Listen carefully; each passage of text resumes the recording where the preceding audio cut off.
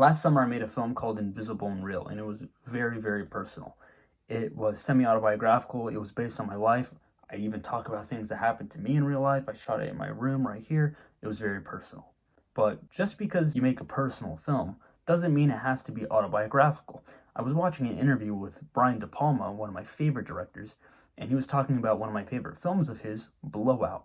This is an incredible thriller starring John Travolta. Came out in 1981, and it's about a sound recordist who's trying to get some sound effects for a movie but accidentally records a car crash. He discovers a conspiracy behind the car crash that actually kills a politician inside of the car. Now, he said that this was his most personal film, and I thought, what's wrong with this guy? But then I heard in an interview that he was shooting it in Philadelphia, the city that he's from, and that he got all these locations, things that he saw as a kid. And I thought about shooting the movie here in my bedroom, the bedroom I've lived in basically all my life. I've slept in all my life, even as a kid. And I thought, yeah, there's something really personal about using a location. Well, here are 4 other movies that I think are very personal, but you wouldn't expect them to be personal unless you were a little familiar with the director. Number 1 is There Will Be Blood.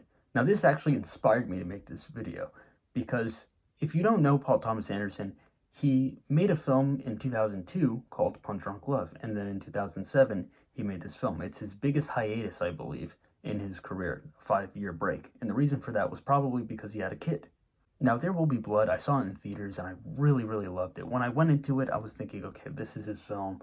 It's about capitalism, and it's about this oil man and religion, all these big ideas. Big ideas he actually never really talked about much, again, before or after this movie, but still pretty cool nonetheless.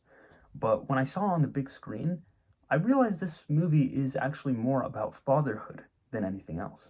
It's about this obsessive man who will do anything to get what he wants, incredibly ambitious. In this case, it's oil, but maybe in Paul Thomas Anderson's case, it's filmmaking in his career as a director. I won't spoil the ending if you haven't seen it. It's kind of crazy if you haven't seen it. But there's something really emotionally charged about it. It's almost like, is he ready to sacrifice his career for his son? Paul Thomas Anderson may be grappling with the sacrifices he's willing to make as a filmmaker. Number 2 is going to be Casino. Now, Casino came out in 1995. It's about Las Vegas. It's directed by Martin Scorsese, starring Robert De Niro. It's a really classy, slick crime movie. But when I first saw it, I kind of thought, like, why would you make this? This is kind of just the day-to-day of a perfectionist who's obsessed with his job, and he has a bad relationship with and a bad marriage, and it's really toxic because he's so obsessed with his job, and he's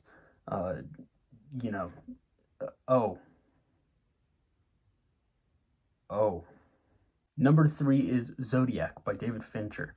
It is a crime movie again, and it takes place in San Francisco in the 70s, which is actually where David Fincher grew up and had his kind of adolescence in, and he's very familiar with the San Francisco kind of hippie scene and stuff like that. And he was very much there when the Zodiac killings were happening.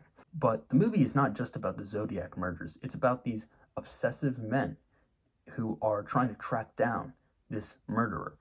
And they're looking everywhere. It's consuming their lives. I think you're starting to notice a pattern here. A lot of these movies are about obsessive people, and directors are really meticulous about what they do, and many of them are perfectionists and can relate to people who are obsessive in other fields.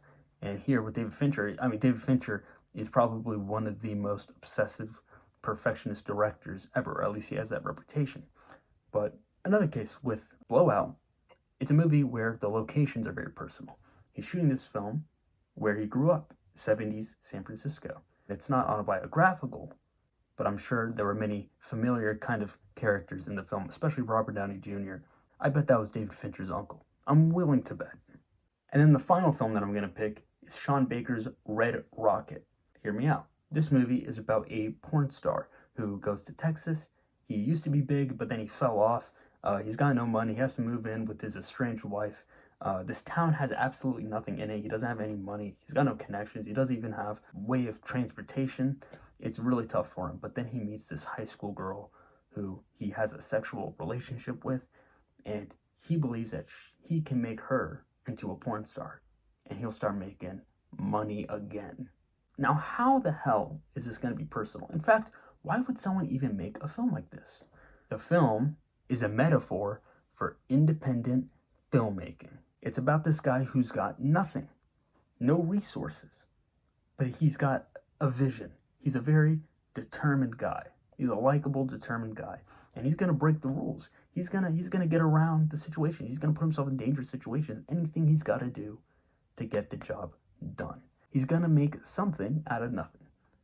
And I know Sean Baker, who has been an independent filmmaker his whole career, has been producing his own movies with his wife. I'm sure he knows all about this. He is the porn star, Sean Baker. Why do you think he likes making films about sex workers like Honora? He is someone who's trying to do what he can with what he's got. You're the smartest guy I ever met.